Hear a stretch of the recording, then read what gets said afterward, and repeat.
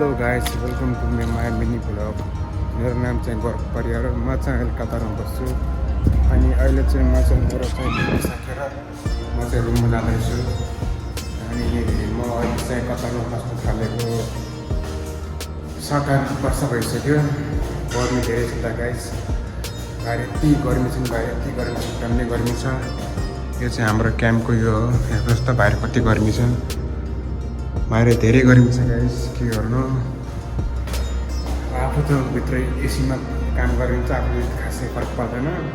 तर जो बाहिर काम गर्छ तिनीहरूलाई चाहिँ लास्टै अब कसरी गर्छ काम बिचराहरूले। त्यही हाम्रो चाहिँ हलको चाहिँ हाम्रो चाहिँ यो चाहिँ टिभी हल हो, यो हाम्रो टिभी हल हो। यस्तै जिन्दगीमा काम गऱ्यो, पैसा कमायो, खायो पियो, बस। यो हाम्रो रुमहरू गाइज। यस्तो यस्तो हामीले यस्तो पनि लाग्छ, मनी प्लान्टहरू यस्तो लाग्छ हामीले। सबै आफ्नो कोठाको अगाडि मनी प्लान्टहरू हेर्न सक्नुहुन्छ तपाईँहरू। यस्तो यस्तो लगाएको हामीले। अनि यो चाहिँ मेरो रुम गाइज। अनि हाम्रो क्याम्पको चाहिँ रुमहरू चाहिँ यस्तो देखिन्छ। यस्तो चाहिँ गाइज, के गर्नु, विदेशको जिन्दगी यस्तै हो। गर्मी डह्रो छ।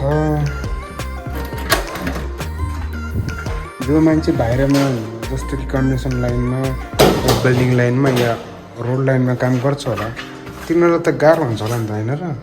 हामी पो अब एसीमा बस्ने मान्छेहरूलाई अब सजिलो हुन्छ होला। अनि यो चाहिँ हाम्रो रुम हो। 4जना बस्छ हामीहरू यहाँ रुमभित्र। यस्तो चाहिँ मेरो रुम, यो चाहिँ मेरो बेड हो। अनि यस्तै चाहिँ गाइस विदेशी जिन्दगी, सुख दुःखको जिन्दगी यस्तै छ। के गर्नु, यो चाहिँ मेरो फर्स्ट भ्लग हो गाइस। तपाईँहरूलाई कस्तो लाग्छ प्लिज कमेन्ट गरेर भनिदिनु होला। अनि अब यस्तो विदेशको भ्लगहरू तपाईँलाई मनपर्छ भने मलाई यसरी प्लिज कमेन्ट गरिदिनु होला।